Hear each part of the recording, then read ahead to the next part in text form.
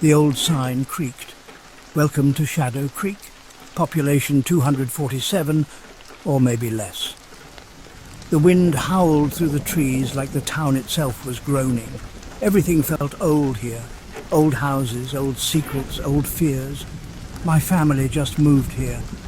I told my parents this place gave me the creeps, but they didn't listen. Now I'm stuck in Shadow Creek, where shadows whisper and secrets hide in plain sight. You won't last 5 minutes, snickered Jake, the school bully. He pointed towards the woods. They say the old Blackwood Manor is haunted. Everyone knew the legend. A family vanished from that house without a trace. Some say their ghosts still roam the halls. I wasn't going to let Jake scare me. I'm not scared of some old house, I lied. Inside my stomach churned.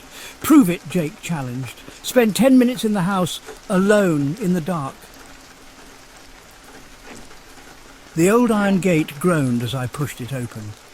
The house loomed above me, casting long, eerie shadows in the twilight. Each step I took towards the house sent shivers down my spine.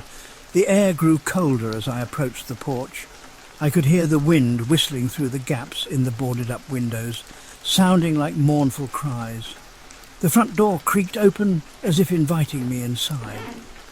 Don't be a chicken, I told myself. Taking a deep breath, I stepped inside.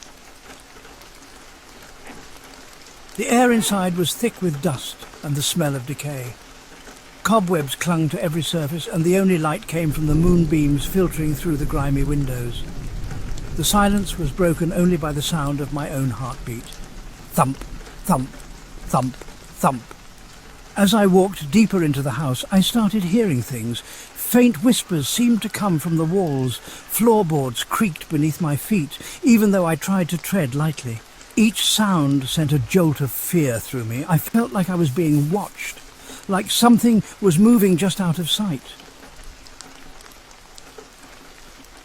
Section 5. The figure in the window.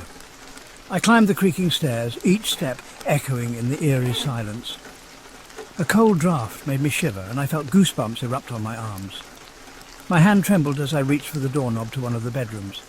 Suddenly I heard a loud crash from downstairs. I spun around, my heart pounding in my chest.